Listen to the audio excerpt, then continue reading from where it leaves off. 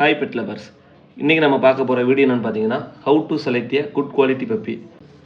இந்த டாபிக் பற்றி நம்ம பார்க்க போகிறோம். நாய்க்குட்டி வளர்க்கணும்னு ஆசைப்படுறவங்க அதை எப்படி செலக்ட் பண்ண தெரியாமல் கூட இருக்கலாம். அவங்களுக்காண்டி தான் இந்த வீடியோ.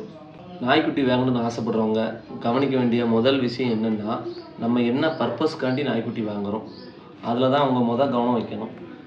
கார்டிங் பர்பஸ்க்காண்டி வாங்குகிறோமா, அப்படி இல்லைன்னா வீட்டில் ரொம்ப அட்டாச்மெண்ட்டாக ப்ளேஃபுல்லாக வீட்டில் உள்ள மெம்பர்ஸ் கூட பயங்கரமாக விளையாண்டுக்கிட்டு அப்படி இருக்கணும், அந்த யூசேஜுக்கு வாங்குகிறோமா, அதில் தெளிவாக ஒரு முடிவு எடுத்துவிடுங்க. முதல்ல நாய்க்குட்டி வாங்கும்போது கூடிய மட்டும் டேரெக்டாக போய் நாய்க்குட்டி வாங்குங்க.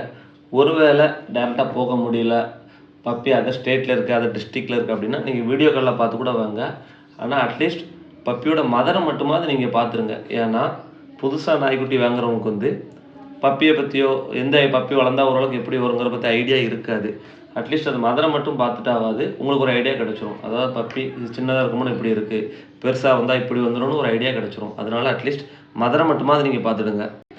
அதே மாதிரி பப்பியை வாங்கும்போது பப்பியை கீழே இப்போ ஒரு 10 பப்பி இருக்குன்னா 10 பப்பியும் கீழே விளையாட விட்டு பாருங்கள். அப்போ தான் உங்களுக்கு பப்பியை பற்றின ஒரு ஐடியா கிடைக்கும். எது நல்லா ஆக்டிவாக இருக்குது, அதோட கால்கையெல்லாம் எப்படி இருக்குது, அந்த மாதிரி மூமெண்ட்லாம் எப்படி இருக்குது, அதை பற்றின ஒரு ஐடியா கிடைக்கும். அதனால் பப்பியை தயவுசெய்து முதல்ல கீழே விளையாட விட்டு பாருங்கள்.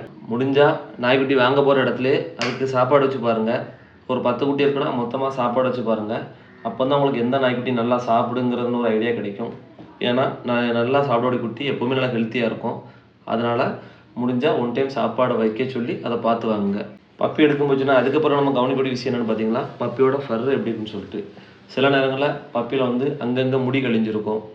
அது ஸ்கின் டிசீஸ்க்கு ஸ்டார்டிங் ஸ்டேஜாக கூட இருக்கலாம். அதனால் முடி கழிஞ்சிருக்க பப்பியை மேக்ஸிமம் அவாய்ட் பண்ணிடுங்க. அதே மாதிரி சில பப்பீஸில் நிறைய டிக்ஸ் இருக்கும். உடனே டிக்ஸ் இருந்ததுன்னா ப்ராப்ளம் இல்லை, அதை நீங்கள் எடுத்து ரிமூவ் பண்ணிடலாம். ஆனால் நிறைய டிக்ஸ் இருந்ததுன்னா அதை தயவுசெய்து அவாய்ட் பண்ணிடுங்க. ஏன்னா டிக்ஸ் அதிகமாக இருக்கிற பட்சத்தில் டிக்ஸ் ஃபீவர் கண்டிப்பாக வர நிறைய சான்ஸ் இருக்குது. அதனால் டிக்ஸ் அதிகமாக இருக்க பப்பியை ரிஜெக்ட் பண்ணிடுங்க. அதே மாதிரி பப்பி வாங்கும்போதே அவங்ககிட்ட டிவார்மிங் பப்பிக்கு எப்போம்லாம் ப்ராப்பராக பண்ணியிருக்கா, அந்த ப்ராப்பரான ஒரு டேட்டு எல்லாமே நீங்கள் கேட்டு தெரிஞ்சுக்கிடுங்க. அப்போ தான் உங்களுக்கு நெக்ஸ்ட் டைம் கொடுக்குறதுக்கு நல்லாயிருக்கும். டிவார்மிங் இந்த டேட்டில் கொடுக்கணுங்கிறதுக்கு நல்லாயிருக்கும். ஒருவேளை அவங்க ப்ராப்பராக டிவார்மிங் கொடுக்கலன்னா சில பப்பிக்கெலாம் வயிறு ரொம்ப வீங்கிரும். உள்ள வயிற்றில் நிறைய வார்ம்ஸ் இருக்கும். அதனால் பப்பியோட வயிறு ரொம்ப வீங்கி போய் இருக்கும். அந்த மாதிரி பப்பியெல்லாம் மேக்ஸிமம் அவாய்ட் பண்ணிடுங்க.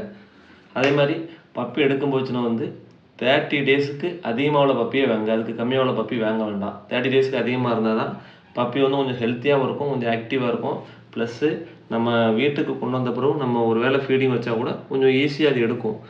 இல்லைன்னா ரொம்பவே கஷ்டப்படும். இப்போ 30 டேஸுக்கு கம்மியாக உள்ள பப்பி நீங்கள் பர்ச்சேஸ் பண்ணிங்கன்னா அது சாப்பிடக்கே சிலது ரொம்ப கஷ்டப்படும். சிலது தாயிட்ட ஃபுல்லுமே பால் குடிச்சிக்கிட்டு இருந்திருக்கும். நீங்கள் அதை அப்படியே வீட்டுக்கு கொண்டு நீங்கள் ஓனாக ஃபீட் பண்ண போச்சுன்னா அது சரியாக சாப்பிட்டுக்கிடாது. சாப்பிட்டாலும் பிரச்சனைகள் வரும். லூஸ் மோஷனு, வேறு வாமிட்டு, அந்த மாதிரி ப்ராப்ளங்கள் வரலாம். அதனால் 30 டேஸுக்கு மேலே உள்ள பப்பி எடுங்க. அதுதான் ரொம்ப நல்லது. இவ்வளோ தாங்க. இந்த விஷயத்தை நீங்கள் ஃபாலோ பண்ணாலே ஒரு நல்ல நாய்க்குட்டியை வாங்கிடலாம் நீங்கள். மேலும் நாய்க்குட்டி வளர்க்கணும்னு ஆசைப்படுறவங்க நல்ல முறையில் வாங்கி அதை ஆரோக்கியமாக வளருங்க. இந்த மாதிரி தகவல்களை தெரிஞ்சுக்கணும்னா நம்ம சேனலை சப்ஸ்கிரைப் பண்ணுங்கள். Thanks bed lovers.